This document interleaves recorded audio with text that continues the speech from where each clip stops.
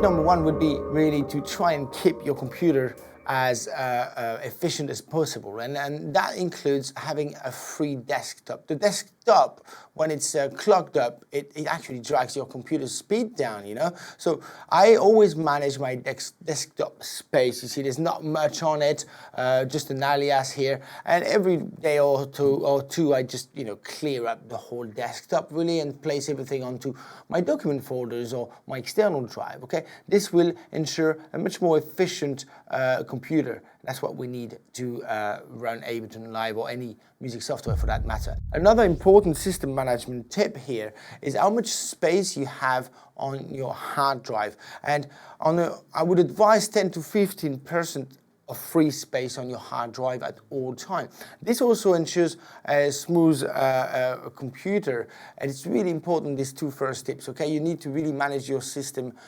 space at all time, okay? Desktop and hard drive. If you want a tip that's just an extra one really, to clean your computer on your Mac anyway, if you go to Utilities, Disk Utility, you find here on the Erase tab that you can actually erase the free space. And this basically will write the zeros and ones over the free space to completely erase it. The other day, I had cleaned my computer. I thought I would have 150 gigs free. I only had 60 gigs free. I did the erase space technique, and I ended up with 160 free gigs. So that's an important one to do once in a while. On to Ableton Live now. One concept I like is trying to reproduce on Ableton Live an analog studio. Like if I had loads of analog gear around me, it's like you're coming into your studio, it'd be great to have all your favorite synthesizers, your favorite drum machines all around you. You just have to switch them on and off you go making music. So this concept is called a template. You can create a template with all your favorite instruments, and every time you start a track, you call up your template, all your instruments are there, just like entering a studio, all your favorite effects, all your favorite synthesizers. So that's a really important tip. How do we do this? Well, there's many different ways to approach this. I probably would recommend you create a few drum racks. One with your favorite kick drums, one of your favorite snares, one of your favorite hi-hats. For example, I would recommend you use it like so. You load a whole lot of kick drum in a drum rack, then you go off and run a pitch plugin in front of it, and you can rack these two together. How to rack quickly? Command J and group, yeah. So we're gonna go and see a few little shortcuts over the next hour, and Command J is the first one. That's select two devices, like so, with the Shift key down on your computer keyboard. They're both selected, the pitch plugin and the drum rack, and I hit Command J. Quick little shortcut here to group devices together. I would recommend you go and map, for example, the pitch here. The pitch, what it allows us to do is to just write a single note and then scroll through the different sounds in the rack. So if I right click here and map it to macro 1, I then go and map it, set the range of the mapping right there. How many sounds have I got in there? I go 16, so 0 to 16, right there. And now you'll see that when I hit and move that pitch dial, I can now scroll through all the 16 sounds. Let me demonstrate that for you. I just write a single note here. I mean, it's all on the same pitch. I run this, and now with my pitch plugin, I choose which pad is being triggered by the MIDI note. Really convenient, yeah, really super convenient way to work. Other mappable parameters would be maybe the pitch, and I would map that definitely to a macro here, and then map the macro to the other rack, like so. So you can have control over all the different pads. However, now this has just been set up for one of the sounds, the last one there. There's an option. If you right click, you see you've mapped, I have mapped now the transposition right there, yeah, to my macro. If you right click, you may or may not have the map to all sibling option. How do we get the map to all sibling option? It's called an option text. And recently on the internet, some new option texts have been coming up. What are these option texts? They are little add-on to Ableton Live, little developers tools. I was told by the Ableton specialist not to use that many of them, option text tools, as they are for developers only and they will slow down a little bit how Ableton Live works. However, this is the one I really like. It's called Map to All Siblings. How do we make an option text? You get any kind of a text tool like TextEdit down there, and you create a document called option text. And in there you write a little code and you place that into a specific place. On the Mac it's in a users folder, your own name, your library, in your preferences, and I'm going to show you the preference text now. In the Ableton folder, you choose the option, the update you have, the version of Ableton Live you're running, and there you find the option text. That's the one I created, and I wrote this into it. Enable map to sibling. You write it in the exact same way I've written it here. And the option text should also be called exactly like that. And then next time you actually open Ableton Live, this option will become available to you. Why is it so important? Well, imagine I've got 100 different sounds on that rack.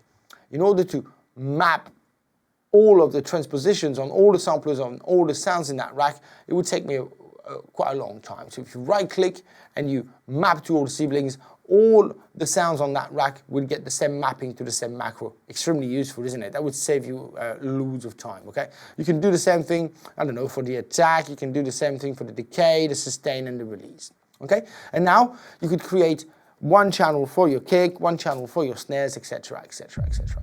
I'm going to show you how I did this. Where do you save a template? A template is usually saved in your user library. I made a template folder. However, here goes another tip.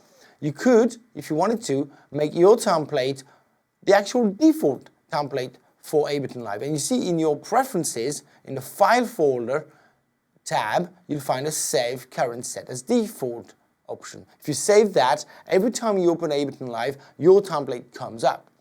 Well, you could want to do that. If you don't want to do that, you can go to your template folder and simply load the template you've created. You can have loads of different templates, one for electro house, one for techno, one for minimal tech, one for jazz, whatever you're into.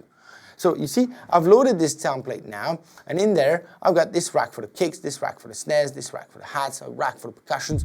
I got massive.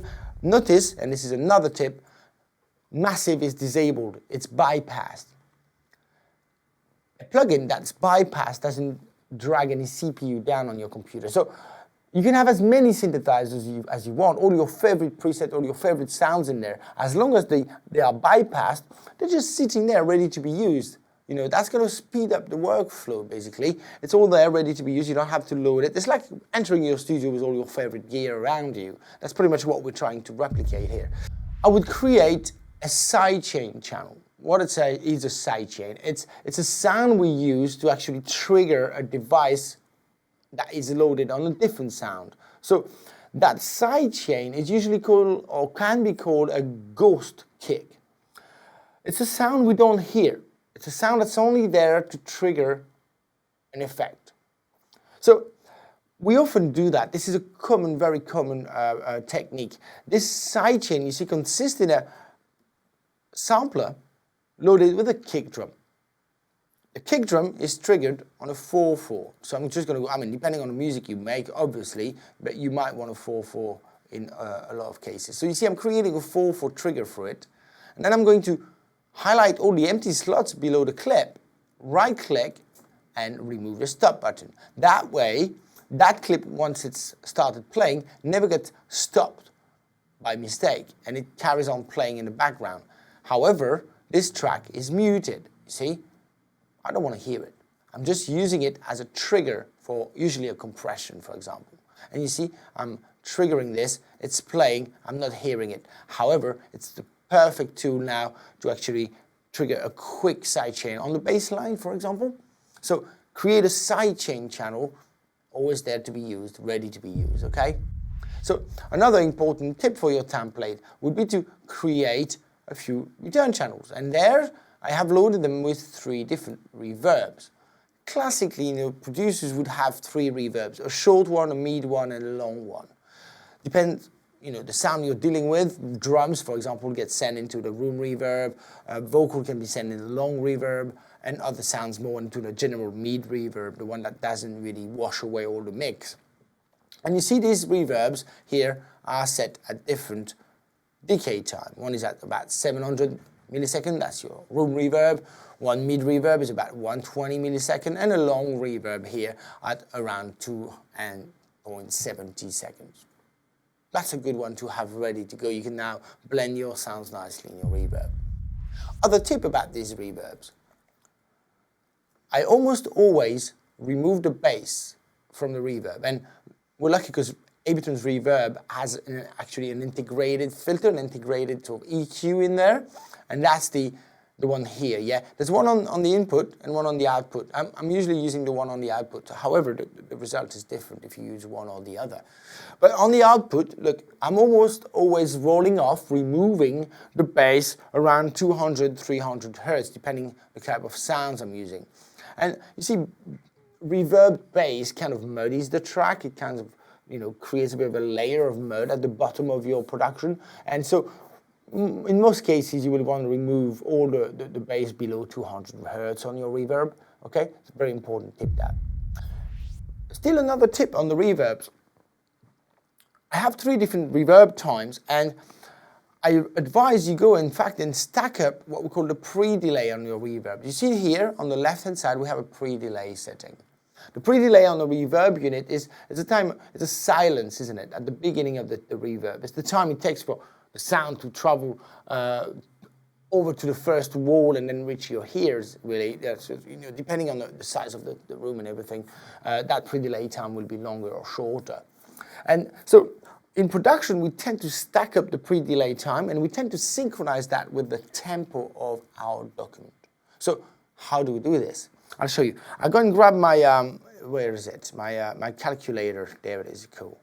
Right, so you open up your calculator, and what you want to do is calculate how many milliseconds there are in a bit of your document. So bit per minute, isn't it? So how many milliseconds in a minute? 60,000. So we'll just subdivide 60,000 by the tempo.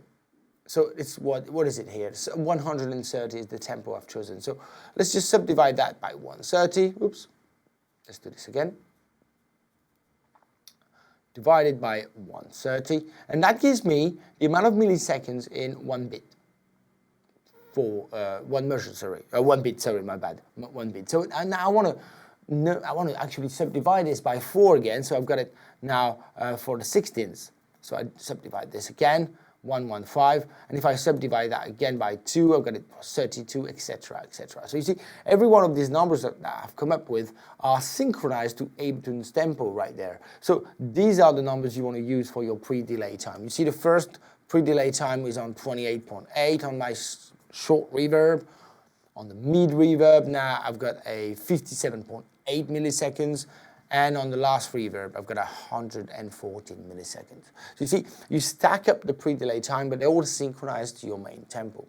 All right? So that will ensure cohesion in the reverb, between the reverb and the rest of your sounds. Okay? Yeah, on your template, you might also want to actually map a few important parameters. For example, you might want to go and map, let's say, the record button right there. You see the clip record button? Yeah, that could be a good one to map, isn't it? We use this a lot. Also, the record enable button, the automation record button, that's also a good one I could suggest you go for. Oh yeah, here goes another one. How about this guy here? The metronome. Always useful. I mean, it's down to you really, but you can automatically map these important parameters, so you can actually access them really quickly all the time in your studio. You see, this template is about speeding up your workflow. Everything is set up for you. As soon as you want to make music, you're ready to go. Favorite synthesizers, favorite mappings, favorite drums, all of it is there. You're ready to go in no time. And this is tremendously making the workflow much faster. Okay. It's not very lenient on the master signal, Ableton Live. It clips really easily. As soon as your signal gets too far up into the red in the master channel, you can hear some nasty distortion called clipping, okay? So I'd recommend you don't actually try to clip your signal. And one of the first thing you'd be tempted to do is to lower the master's volume. Do not do that. Leave that on 0 so you can achieve as, a sound as loud as anybody else, really. So don't do that. And instead, it's the channels, it's the tracks themselves you need to lower down, okay? That way, the summing in your master is lesser and there's less volume going into it. So when you're setting up your template, good idea maybe to basically lower down all your channels a little bit more, okay? That way, okay? So you can actually do that for all the tracks, all the channels at once, simply multi-selecting the channels with Shift and lowering your levels that way, yeah. So I'd recommend, that type of setting, really, this loud, and that ensures you get enough headroom in your master. Headroom is the space before we get to the distortion level. So you need headroom in your track. So when you start making a tune, lower your channels down. You better be quieter than too loud. Trust me, it's much better. Let's now start a little bit with preferences. So what type of preferences are useful to set up in Ableton Live? So your preferences are in the Live menu, right there. Command comma is a good shortcut to go for, yeah? I use that quite a lot. Right, this is how we set up the behavior of Ableton Live. So how does it behave upon starting up, really? These preferences apply to any document. They're not specific to a document, they're specific to your actual application, to Ableton Live. So there are different little preferences I'd like to point out to you. When you're starting creating a track, you're starting from scratch, it's the beginning of the creative process. In your audio tab here, there is something called the buffer size. In 2 words, the buffer size is how much information your computer can chew at once, really. And this has, tremendous implication when making music, because if it's too high, if it's really high, you can run a lot of plugins, a lot of effects, and your computer can handle it. However, it induces something called latency. So when I hit my controller, there's a delay, there's a difference in timing, and it makes it really difficult to play an instrument or even record vocals, you see. So when you're starting making your track, lower the sample down to maybe 64. That ensures a really spontaneous time response from your computer. And this means you can record parts pretty easily. However, as your track grows bigger and the production gets bigger and there's more synthesizers, there's more effects involved in the track, you might need and you will need to raise your sample rate. So I start my tracks at 64 samples and I usually end up mixing my tracks to around 1,000 samples, you see. So this value grows with your track, all right? So that's the buffer size. Another preference I feel is important to point out to everybody. You see in the Record Warp Launch tab, this one here, you can set the bit depth of Ableton Live upon recording. Now, internally, Ableton Live works on 32-bit, unless you're running the 64-bit version. But internally, it works as 32-bit, which means loading a sound in Ableton Live, even changing just the volume of it, would already convert the file into a 32-bit file. However, the minimum required now in music production, I would say, in my opinion, is 24 bits, okay? So do not work at 16-bit. Most computers now will be able to run 64-bit documents pretty easily, So 24-bit ensures what we call, a greater bit depth, therefore, more headroom in your master, easier to mix down the track, and much better quality basically on your recordings, okay? If you feel you can run 32-bit, run 32-bit, but 24 I think is now, the industry standard, you could say, don't run below 24 bits, okay? So that's another interesting preference to set up. Another important tip, when you're setting up your sound card, and that's the audio tab again, here you get the input sound card device, and there you get the output device. Okay, so the output device, depending on the device you're using, that could be an external sound card, it could be your Tractor sound card, it could be your internal sound card, like I'm actually using right now. Once you've chosen the sound card, you have an output config option here. Hit that, and there you'll see all the available outputs on your sound card. So the internal one only has a stereo out. However, you see here, for example, it's turned on the mono option and the stereo option. I'm using a stereo out here on this mini jack here. So surely I don't need the mono input. And what I'm getting at is always ensure you only enabling the outputs and the inputs you actually need. That is, CPU-wise, it's significant. It's going to really drag down the CPU usage, okay? So always disable what you don't need on this panel and then click OK. All right? Really easy one, yeah? Oh yeah, another cool one, that's new to actually Ableton Live, in fact. Look, if I'm creating a brand new audio track on my document, look at what happens. I hit Command T, and look, a new audio track has been set up for me.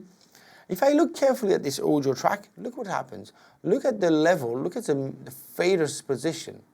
It's actually halfway, almost halfway down as default. I told you earlier on, I always want to start the track with my faders right down so my master doesn't get clogged up. Or you could save yourself the trouble. You can set in Ableton Live what we call a default audio track, you see? Save as default audio track. How did I get to that option? I simply right-click onto the track's header, right there, and I get the option down at the bottom, save as default audio track. So all you got to do, look, you set up the level you like, let's say right there, for example. You can also set up, and I did here, some kind of devices and audio effects that would automatically, as default, be loaded on the channel as soon as you create the channel. Well, that's great. Look, I'm almost always going to EQ my sounds. You know, EQing is like something we do on almost all the sounds. You know, sometimes strong EQ, sometimes light EQ, but almost certainly I will EQ all my sounds. So my default channel also has an EQ8 loaded onto it. However, just like the same principle we explained when we were doing the template, my EQ8 is turned off, it's disabled.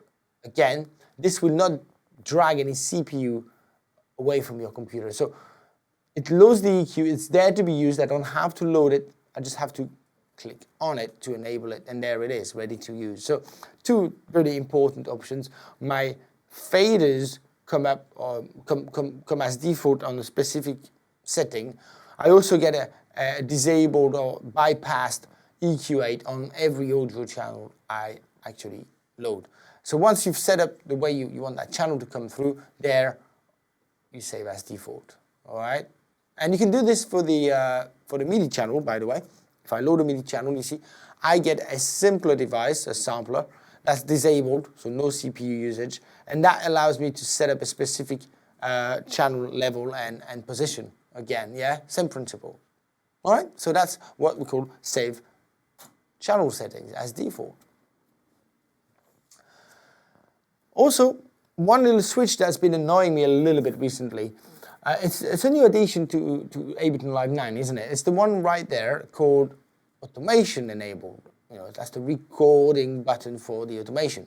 All right, that's well and good, and I'm really glad we can now record live automation with our controllers on the fly with this in the session view. That's fantastic, obviously. However, I found myself quite a few times now trying to tap a few sounds to create a tune, and by mistake, the automation gets recorded. You know, and it's a bit of a pain because I have to go and delete it afterwards. So my tip on that one, the really simple tip, you got to watch out for that channel here, for that button, sorry, here, yeah? This comes, you know, as default, it's enabled, it's on, yeah? I personally like to switch it off, and that way, you know, no mistakes happen. I can't record automation when I don't actually mean to. And so, yeah, watch for that little switch here, and make sure it's actually enabled really when you want to record automation. So as default, I almost like always, you know, switch it off, and that's an easy tip, yeah. But watch out for that one because it's gonna drive you mad, really. Ableton Live is quite hungry CPU-wise, and this is why, you know, since the start of these tips, have been coming back at you with like CPU usage, you know, CPU management.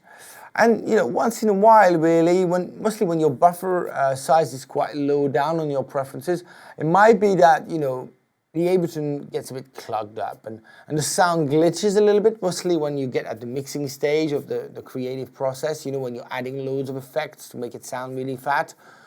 Well, it might be that the CPU starts, you know, glitching a little bit, okay? And it starts, you know, the audio starts stuttering a little bit. Now, a tip I learned not so long ago, and it's kind of an obvious one again, is this. When your audio starts stuttering a little bit, simply click on your CPU usage, what's it called? The CPU load meter, that's its name. You see, it's placed right there, and it gives you the CPU usage right there, 5%, for example. You see, it went red when I hit it, off, and then I hit it again and re-enable it. And that's great. That resets somehow the audio engine, and it kind of makes it much smoother. Okay, and that's a really cool little tip there. You just click that on and off, and that kind of resets it all together for you. Pretty cool, huh? Easy tip, that. Oh yeah, another classic one. As default, on Ableton Live, you'll have what we call the overview enabled. You see this little strip on the top of my session view? It's also coming up on the top of the arrangement view right there, you see? That's called the overview. And it means that when you're in session view, you can actually see what's happening on the arrangement view there. See, it would give you the position of the timeline. If any clips get recorded, it actually would show the clips down there. I don't know about you, but I actually almost never use that. All right, it's pretty convenient because it lets you somehow, zoom in and zoom out of the arrangement view like so. However, I don't really use it. And one of the important things with Ableton is to manage the screen space at all time. Ableton gets clogged up really easily. Things get on top of each other really easily, and sometimes I can't actually see the parts I'm actually trying to see. It's a bit, there's a lot of management and screen management to be done at all time with Ableton Live. So to do this, we can open and close different modules, different parts of Ableton Live. And this overview here, if you go to your view menu over there, you can actually disable it right there. And that, somehow adds a little bit more space to your screen and for your tracks. Not negligible, is it? So another tip for you. When you're making music, you can easily fall into a routine. You can easily fall into repetition. And I think the creative mind needs experimentation. The best tracks come from experimenting. Get out of your boundaries. Just try things. Route elements into other elements. Try effects together that you've never tried before.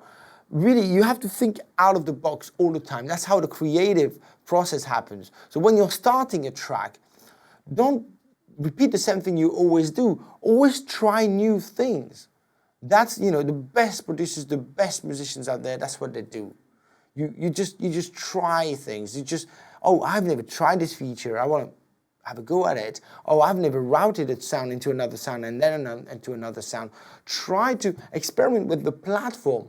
Ableton is an extremely flexible DAW. It's like malleable.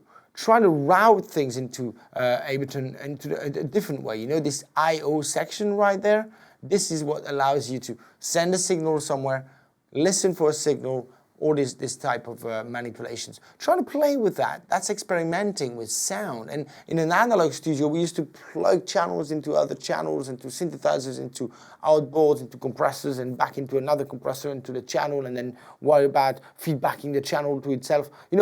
Experimenting with signal, with sounds in an analog studio was essential. That is something I think has been a little lost with software music. So try to use this routing matrix, the I/O section in Ableton Live. That's also a very creative tool. Now, much more into sort of mixing and hands-on sort of tips. Let's just create a quick pattern here, okay? So I'm just gonna, as I did earlier on, I'm just gonna create a quick kick drum here. I'm just gonna go really like sort of mainstream with my my programming here. And I'm just going to launch that into play now. Okay, so just have a really regular type of kick here. Let me just work on the volume. You see, a controller like that attaches itself automatically to my mixer. That can be quite convenient. And now, here's the trick about the pitch control I was talking about in the earlier on with the template making. Okay, so look. Having many kicks in a kick drum, in a drum rack, allows me to scroll and even shape the sound. Exactly the way I feel them. Same with my hi-hats. Oh, my snare, sorry.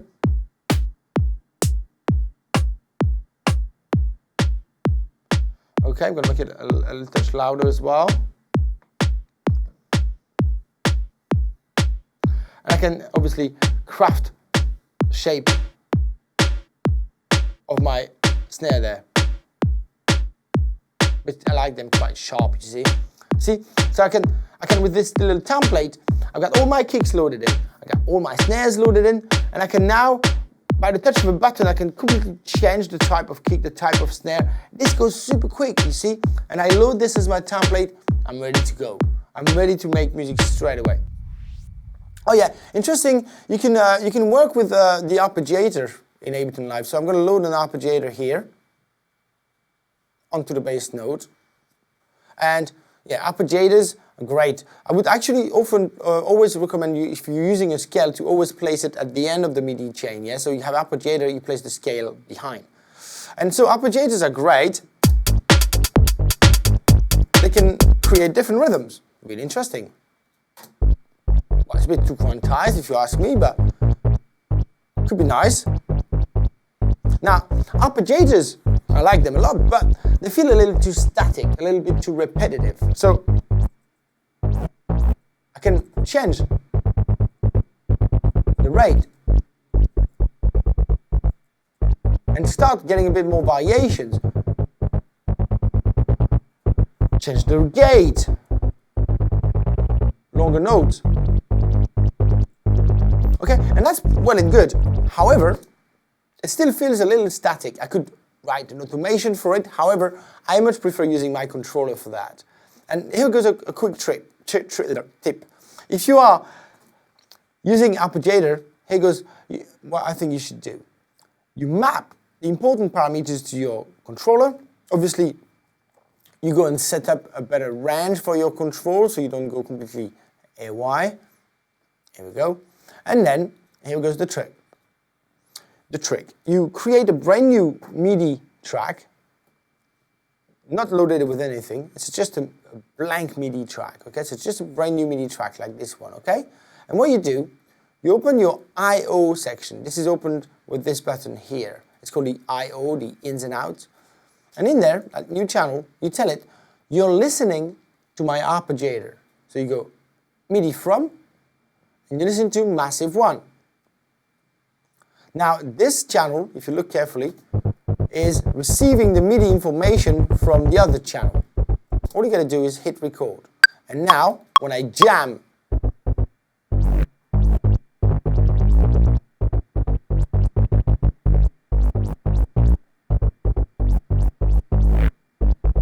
everything I do is recorded into a new MIDI clip, like so. Try to get something that works.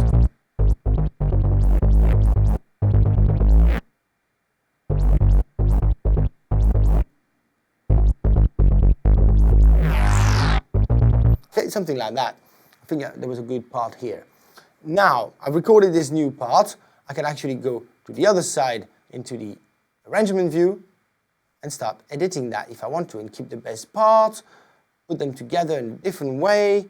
Move it there, you see I can start mixing and matching a little bit the parts I've recorded and create a brand new MIDI clip that will be now loaded back onto the original track. Obviously you'll have to switch off the arpeggiator. So the tip is what? The tip is try to always record your arpeggiated parts into a new MIDI clip.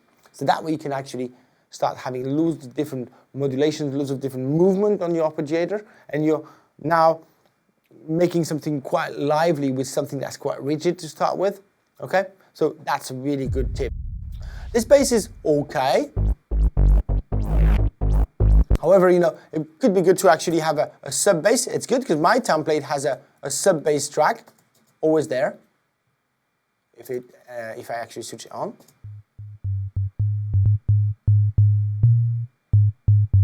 Let's bring it lower down. There. Let's make it a little bit more abrasive so we can hear it a touch more. Make it a little shorter as well, bounce here. Good, something like that. Gives me a bit more serb, innit? Now what I'm gonna do on the other layer of bass, and this is the trick I wanted to show you. I'm gonna bring an audio EQ. I'm gonna cut off all the sub. I have the sub on the other track. I'm creating layers here, you see? And we're gonna talk about layers in a minute. So I've got here, no more sub on this massive track, because the other one has the sub. But there's another area I'd like you to be really wary about. It's the 200 to 400 area. It's around there. Let me just pinpoint it for you. I'm just going to cue it up a bit. There you go. Listen to the vibe here.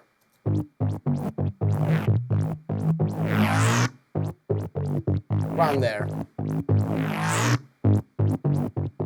This is often where the mud leaves. It's the muddy part of a mix.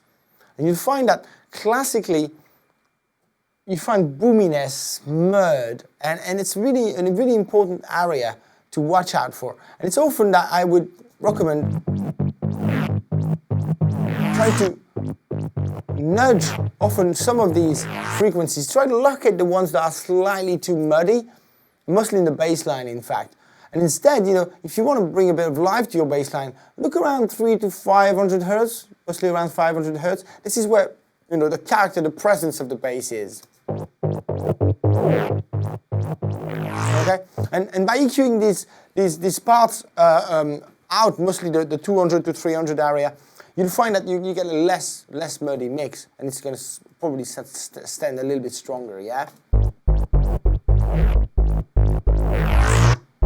Okay, and let's carry on with a bit more volume on the drums now.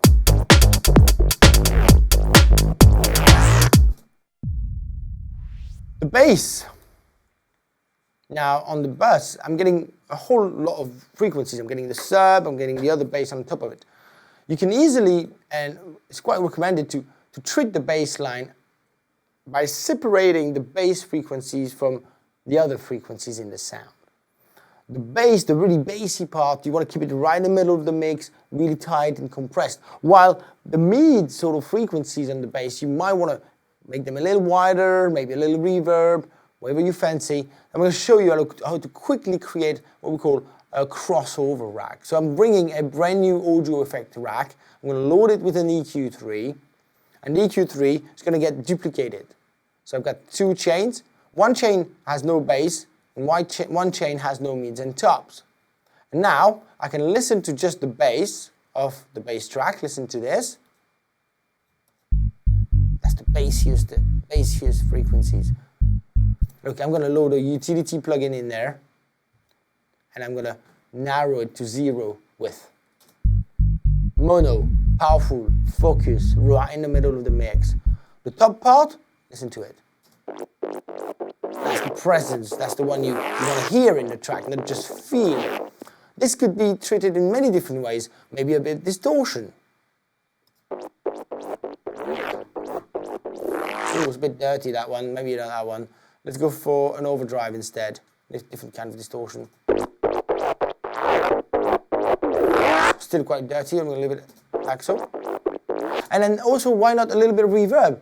I wouldn't reverb the bass part of my bass, the bass, you know, bass frequencies, but I just reverb a tiny bit the top part.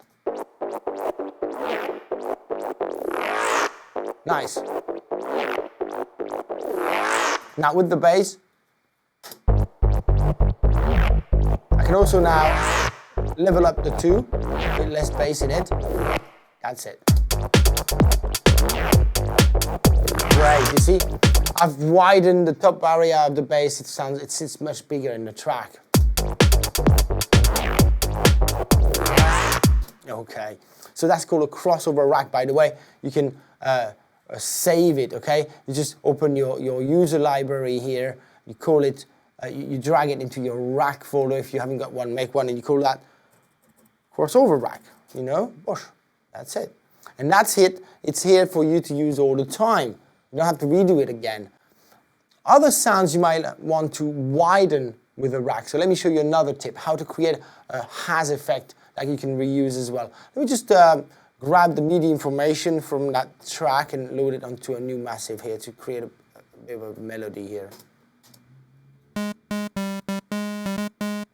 Not the best melody ever, however. Make sure that you use the scale, yeah? Look, the gypsy scale, I'm going to click, hold ALT and drag it onto the other massive track. Scale, if you choose a scale, use it across all the melodic parts, so that way everything is constrained to the same scale, okay? That's the idea, really. So I'm just going to, look, I'm going to write a random sort of vibe here. That's maybe a bit too random. Let's go right there. Let's see what happens. Don't really want to make a chord. Okay, just randomly here. Just going to try and get something that sounds a little bit more pad-like.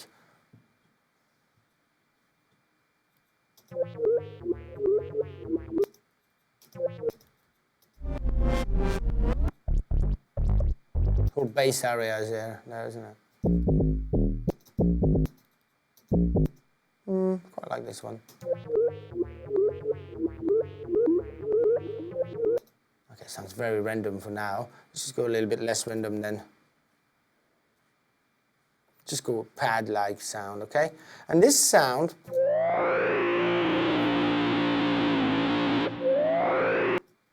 you might want to widen it in your track. And usually with widened strings, pads, kind of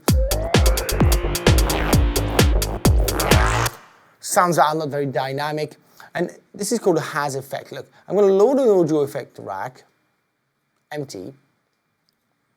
And I'm now going to load it with a simple delay. It's called a has effect. I'm going to create a brand new chain in the rack, right click and create chain. So one chain has the delay, one chain has nothing on it. I'm going to bring the delay all wet, linked, unsynced, between 25 and 35 milliseconds. The sound is going to go much wider. Listen to it. Without, with. It's widening the sound. A bit more maybe. Without, and with. That way you can widen your track, play some sounds around the other sounds, and this will create a sense of space in your music.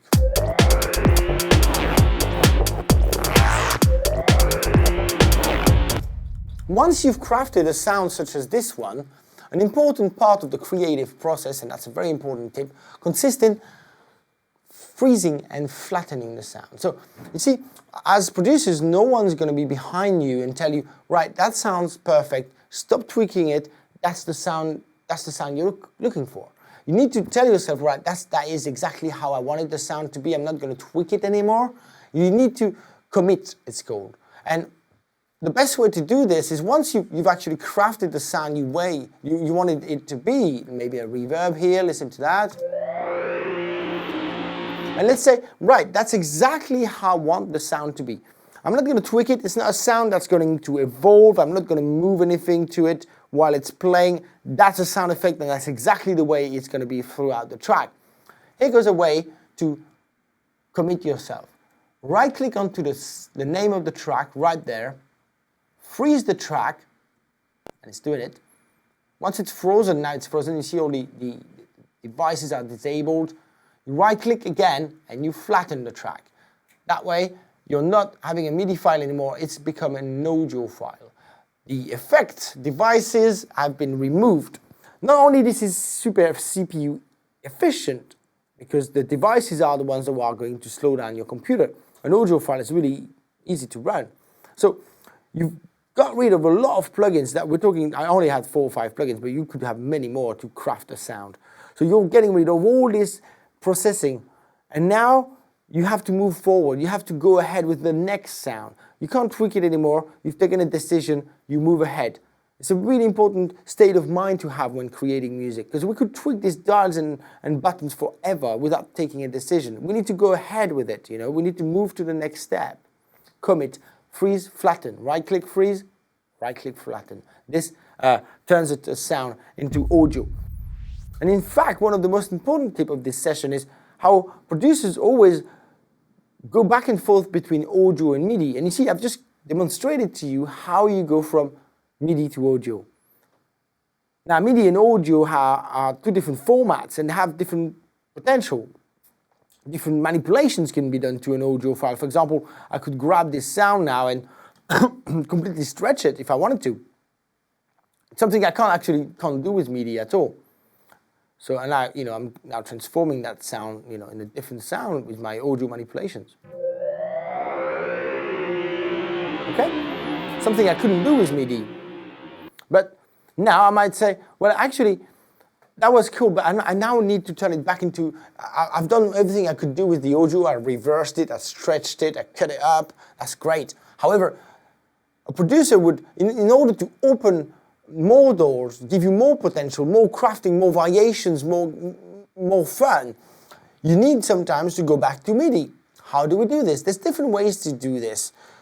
The classic way would be to load a MIDI track with a sampler. And this is a simpler, it's called a sampler called Simpler. And look, I've got this audio file here, yeah? I'm going to click hold and drag it into the sampler. I'll change the starting point right there and the end point. And now I've got a MIDI device called a sampler. I can now trigger the sound as MIDI and not audio anymore. Look, I'm going to create a MIDI file. I'll start messing around with the pitch just to demonstrate to you how this works. And I've turned an audio sound into a MIDI sound. Now I can do writing notes, I can filter it inside the sampler, I can do so much to this. This is not going to sound too good, but look. I quite like it. Let's just bring it up. Right. See the potential that's been opened now. I had a sound that sounded like this. Sound effect like, and I'm now ending up once in the sampler with something that let me do that. Isn't that amazing? The potential from that process going from MIDI to audio, from audio to MIDI is our bread and butter. This is what we do all the time. This is how we open the doors, create more possibilities and manipulate the sound in different ways to create loads of different variation, okay? One final word, that might be another final tip now. When you're writing your arrangement, try to make sure that the listener's attention is grabbed at all time. I often see, as a tutor here, I often see students that will play an intro for, 30 seconds and nothing happens. Just a kick drum and a snare or a hat. Nothing at all. That might be considered as a DJ tool. However, DJs now have cue points. We jump around the tracks as much as we can. And the formula, the classic vinyl sort of DJ tool, intro for 30 seconds just to give the beat to the drum, to the DJ so he can cue up. That's kind of over now, really. What would be best is to actually keep the listener's attention right up at all times. So there's something happening at all time. Every 8 bars, every 4 bars, trying to get the movement into every sound. Every sound moves, morphs, evolves, nothing stays too static. I think, the most pleasing music is when, there's movement into the parts. And a classic mistake is to have, an ongoing groove that doesn't move on. Edit your drums, edit your vocals, edit your synths, get the bass line to move around. Why would it always be the same thing all the way through? It can evolve a little bit, just little tiny nuances, the tiniest nuances make the best tracks, So try to think about that, keep that in your mind for your arrangement, try to get at least a little bit movement evolving throughout the track. All right, that's it. I hope you've enjoyed it. It was fast, furious.